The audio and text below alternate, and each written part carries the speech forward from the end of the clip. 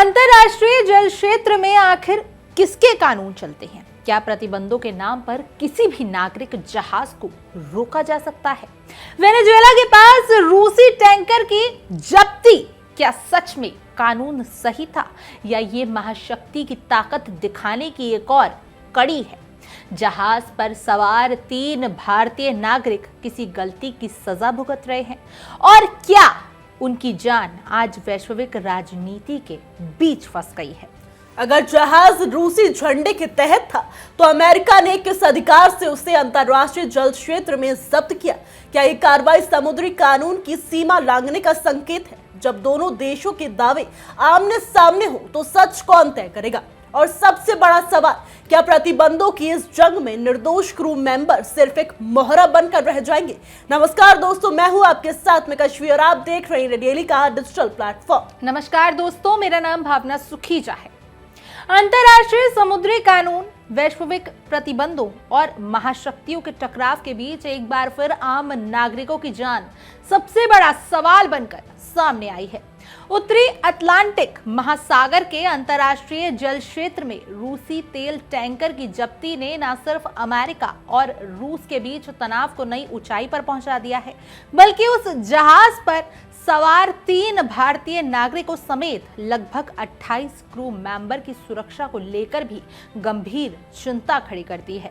ये मामला अब सिर्फ 2 देशों के बीच कूटनीतिक विवाद का नहीं रहा, बल्कि अंतरराष्ट्रीय कानून, समुद्री सुरक्षा और निर्दोष नागरिकों के अधिकारों से सीधे तौर पर जुड़ गया है।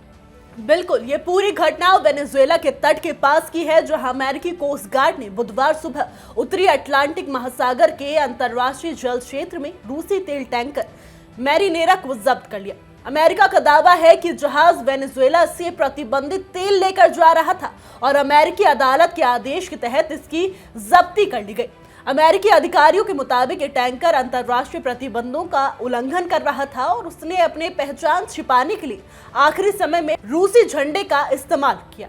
लेकिन इस कार्रवाई के बाद जो सवाल सबसे ज्यादा उठ रहे हैं वे जहाज पर सवार लोगों की सुरक्षा को लेकर हैं। अमेरिकी प्रशासन के अनुसार इस टैंकर में कुल 28 चालक दल के सदस्य मौजूद थे। इनमें 20 यूक्रेन के नागरिक थे, 6 जॉर्जिया के थे और 3 रूस के थे और 3 भारतीय नागरिक भी शामिल थे। सभी को हिरासत में ले लिया गया। अमेरिका का कहना है कि वह जहाज के चालक दल के खिलाफ आपराधिक मामला चलाएगा। ऐसे में 3 भारतीयों की गिरफ्तारी और संभावित कानूनी कार्रवाई ने भारत समेत कई देशों की चिंता बढ़ा दी है।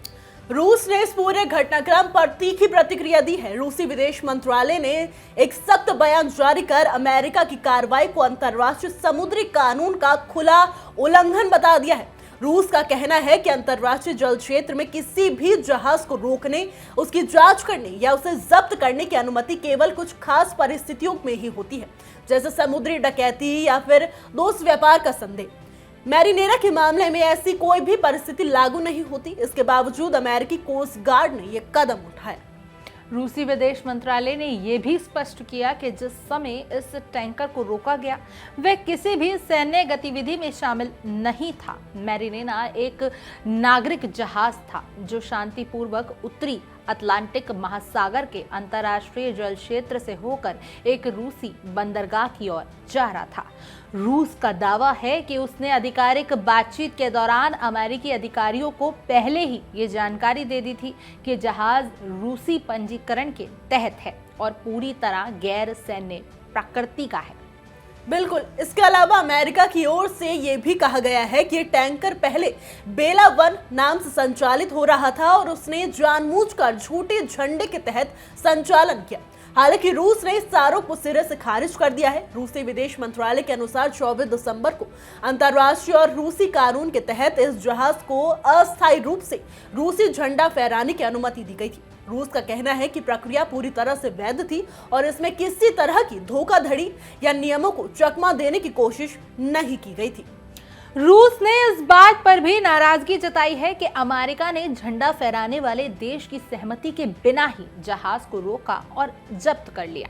अंतर्राष्ट्रीय समुद्री कानून के मुताबिक सामान्य परिस्थितियों में किसी भी नागरिक जहाज पर कार्रवाई करने से पहले उसके झंडा देश की अनुमति आवश्यक होती है।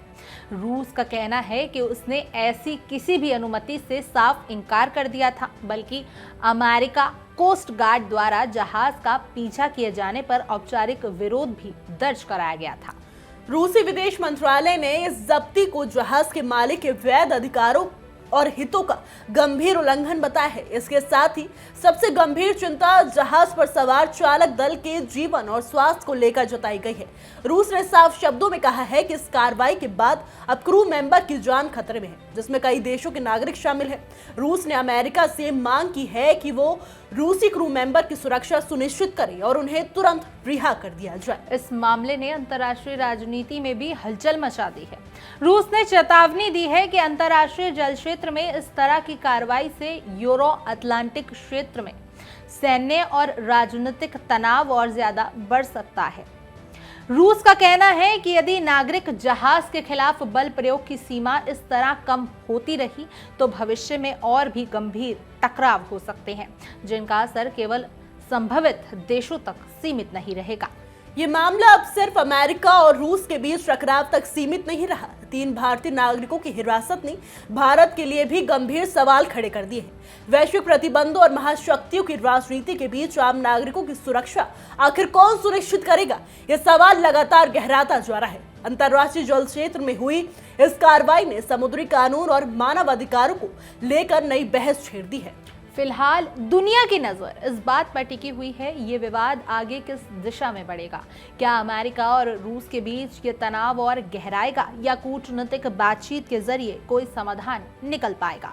सबसे अहम सवाल यही है कि जहाज पर सवार निर्दोष चालक दल, खासकर 3 भारतीय नागरिक सुरक्षित अपने घर लौट पाएंगे या फिर नहीं। इस पूरे घटनाक्रम ने एक बार फिर साबित कर दिया है कि अंतर्राष्ट्रीय राजनीति के सबसे बड़े शिकार अक्सर आम लोग ही होते हैं। बहरहाल आपकी इस खबर पर क्या कुछ राय है, आप हमें कमेंट करें और जरूर बताएं। और तमाम देश और दुनिया की खबरों के लिए आप इंडिया डेली को सब्सक्राइब कर लीजिए और देखते रहिए हमारी ये खास पेशकश, तहकीकात, हर खबर की तह तक।